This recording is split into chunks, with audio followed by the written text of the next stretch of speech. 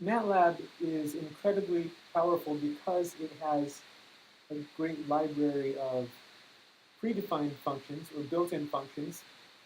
For example, there's the sine function, so I can type help sine, and I'm told more about that.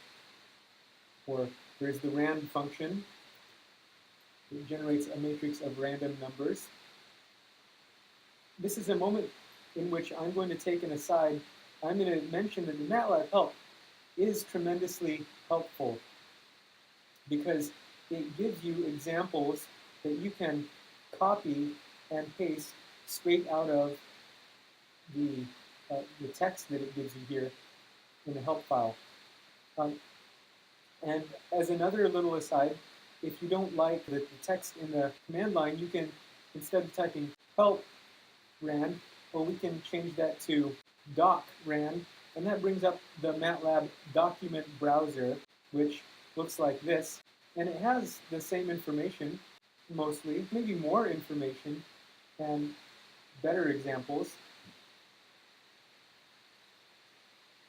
But I could just copy this right out of here, and I can paste it. If I copy that right, yes, I can paste it right in the command line, and I can get my result. But that was an aside on the MATLAB help. Let's explore a very powerful part of MATLAB, which is the ability to define functions.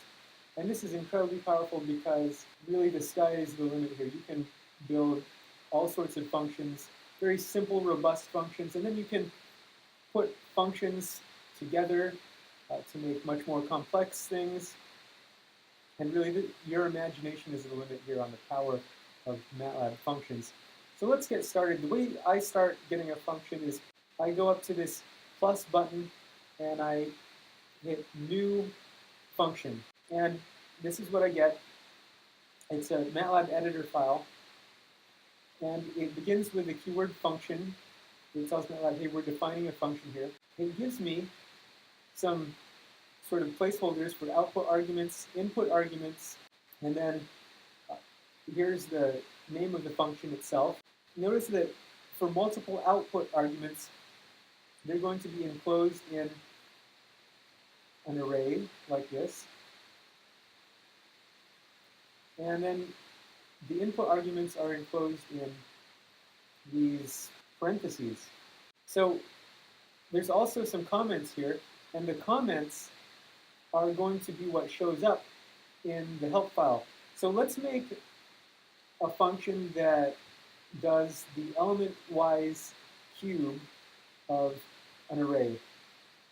So we'll call it cube EW, where EW stands for element-wise.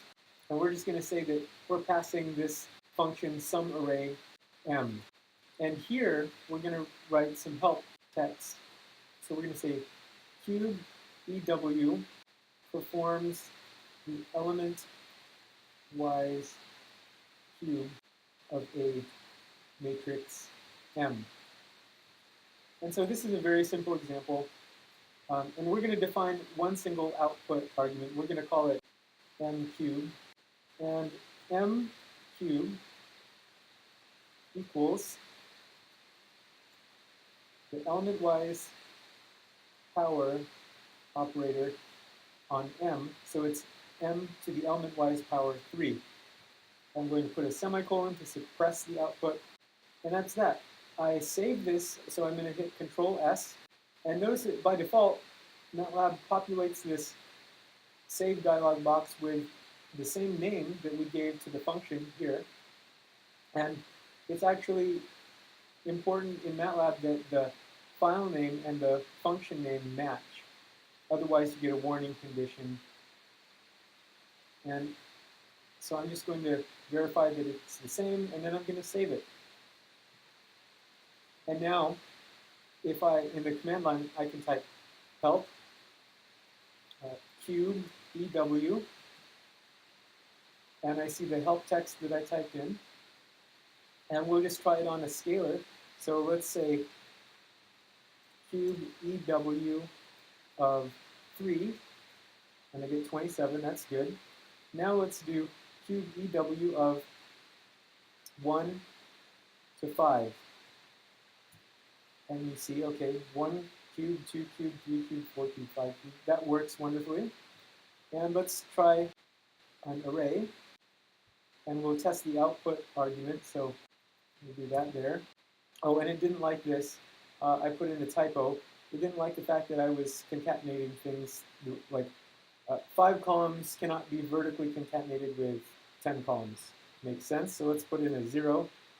Go back to the previous command there and change that to a 0. And there we see the result of my cube function.